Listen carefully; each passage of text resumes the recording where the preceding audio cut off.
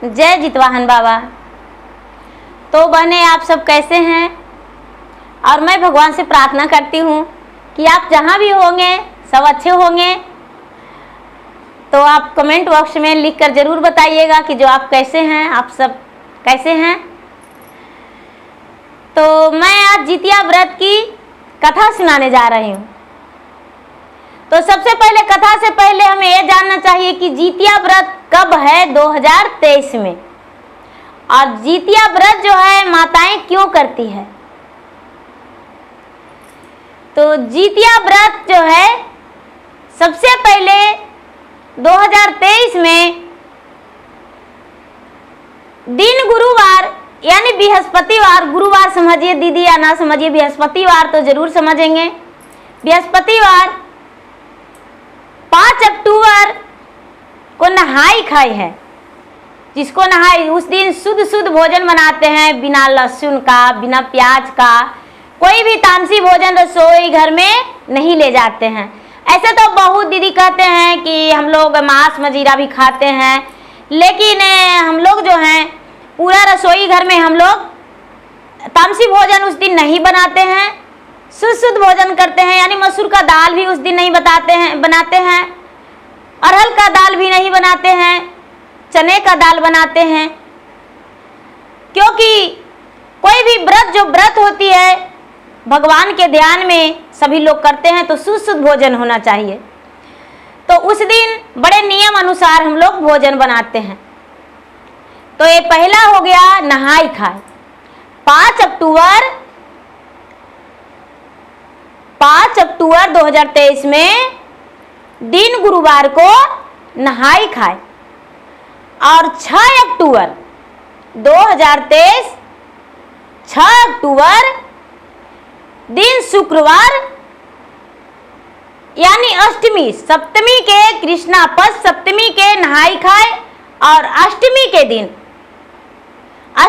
दिन हम पूरे दिन निराजल निराहार उपवास रहेंगे। यानी खैर जितिया व्रत हम लोग जो हैं उस दिन पूरे दिन पूरे रात खैर जितिया व्रत करेंगे, उपवास रहेंगे। दिन शुक्रवार 6 अक्टूबर को पूरा दिन उपवास रहेंगे, और दिन शनिवार 7 अक्टूबर 2023 7 अक्टूबर को हम लोग पारण करेंगे। जितिया व्रत के पूजा पाठ करके और पारण करेंगे। तो जितिया व्रत जो है अपने संतान के लंबे आयु के लिए, और जो माँ नहीं बने हैं, जिनका आस टूट चुका है, वो भी अपने संतान के प्राप्ति के लिए भी जितिया व्रत रखते हैं, और जितवाहन बाबा उनका भी आश्रय पूरा करते हैं। तो चलिए हम कथा सुनाते हैं जितिया व्रत के।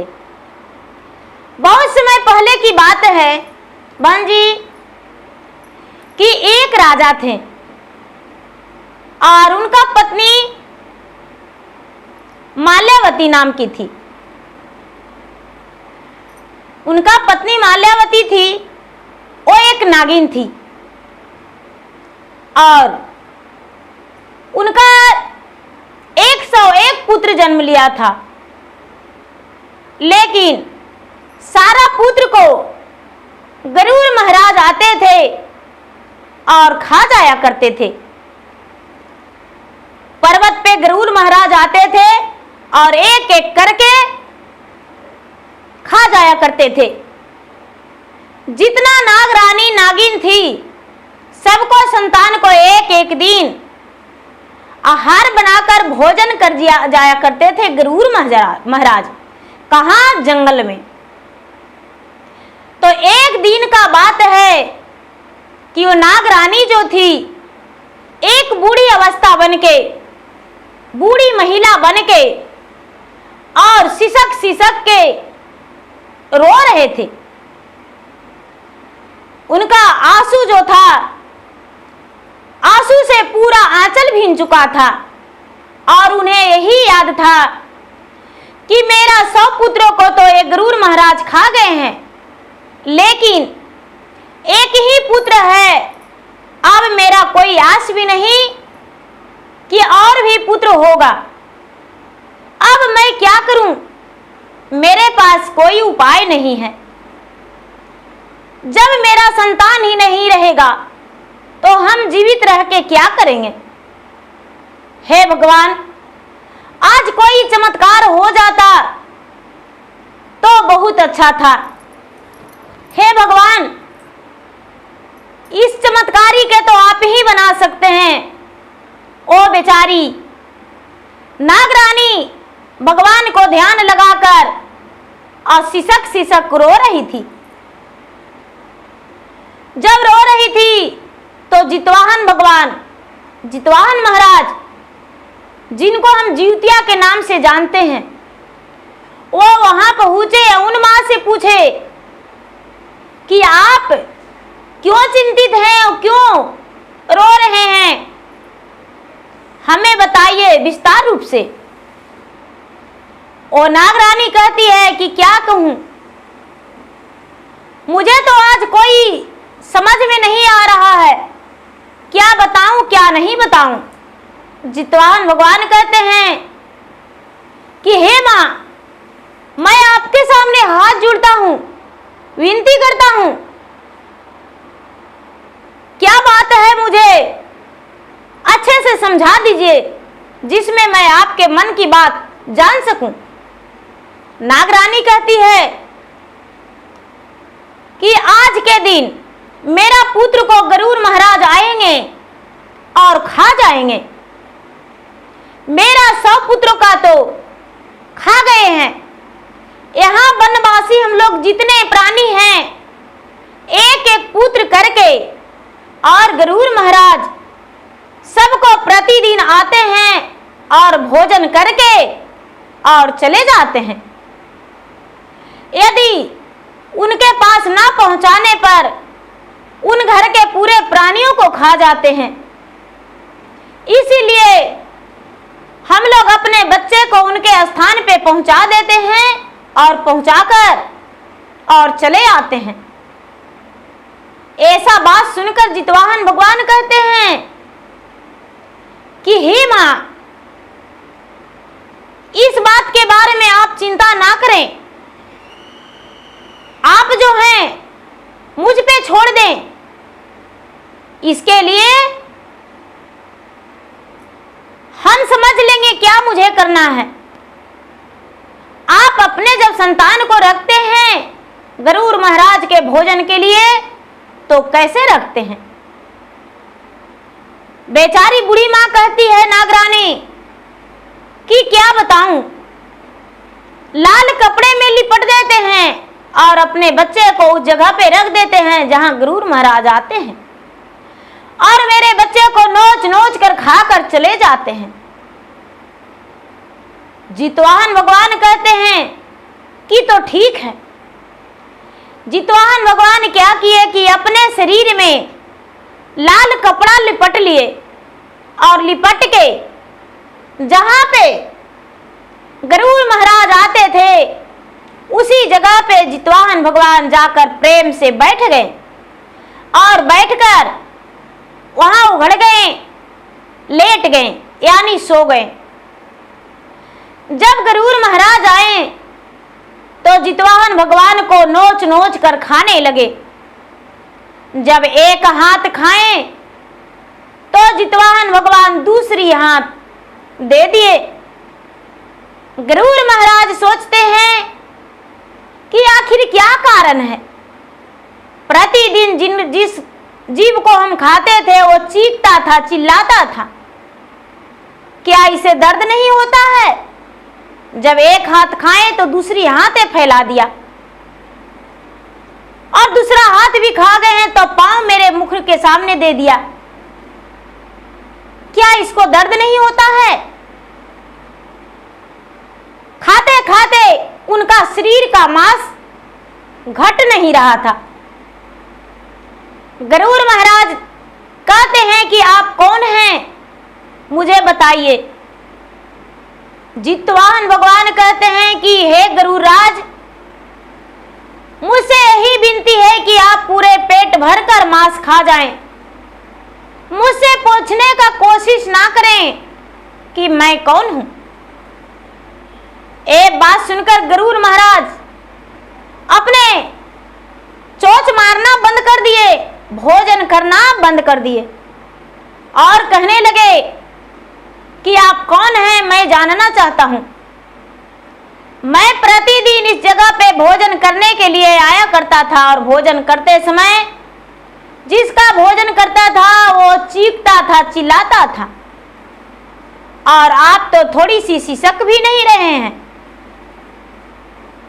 जीतवाहन भगवान कहते हैं कि मुझे दर्द नहीं होता है, बस आप मेरा शरीर को खा जाइए, जल्दी से खा जाइए। गरुड़ महाराज कहते हैं कि नहीं, हम ऐसे नहीं खा सकते हैं। अब आप विस्तार रूप से मुझे बताएं, समझाएं कि आप कौन हैं। एक बात सुनकर जितवाहन महाराज कहते हैं कि मैं जितवाहन हूं, मैं सूर्यपुत्र जितवाहन हूं। मेरे पिता का नाम सूर्य है और मैं उसी का पुत्र हूं, इसीलिए आपको मैं अपना शरीर को भोजन देने को लिए आ गया हूं। ये बात सुनकर गरुड़ महाराज कहते हैं कि आप कोई वरदान मांगिए, मैं आपको कुछ वर देना चाहता हूं और आपको भोजन नहीं करेंगे। जितवाहन भगवान कहते हैं कि हे गरुड़ राज, आप यदि वर ही देना चाहते हैं तो कुछ ऐसा वर हमें दीजिए जिसमें युगों युग तक नाम निशानियां चले, लोग मेरा याद करें। गरुड़ महाराज कहते हैं कि मैं आपकी बातों से प्रसन्न हूं, क्या मांगना चाहते हैं वो मांगिए। जितवाहन भगवान बोले कि जितने माताएं का पुत्र को खाए हैं उन सबको जीवित कर दीजिए और आज से इस पर्वत को छोड़कर चले जाइए, किसी ऐसा जगह में चले जाइए जहां पर आपका कोई मनुष्य से दर्शन नहीं हो, कोई जीव का आप भोजन ना करें। गरुड़ महाराज कहने लगे कि नस्तु,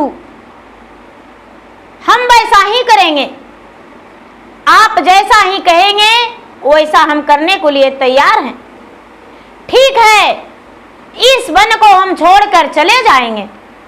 और गरुड़ महाराज उस वन को त्यागने को निर्णय ले लिए और उसी समय अमृत लाने के लिए अमृत लोग चले गए।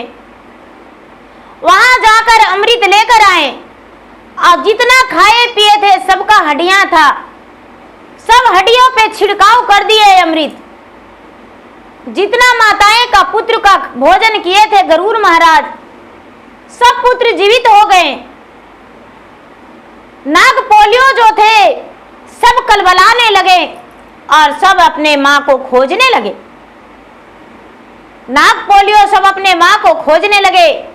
गरुड़ महाराज वहां से वन में से त्याग कर दूसरे स्थान पे चले गए।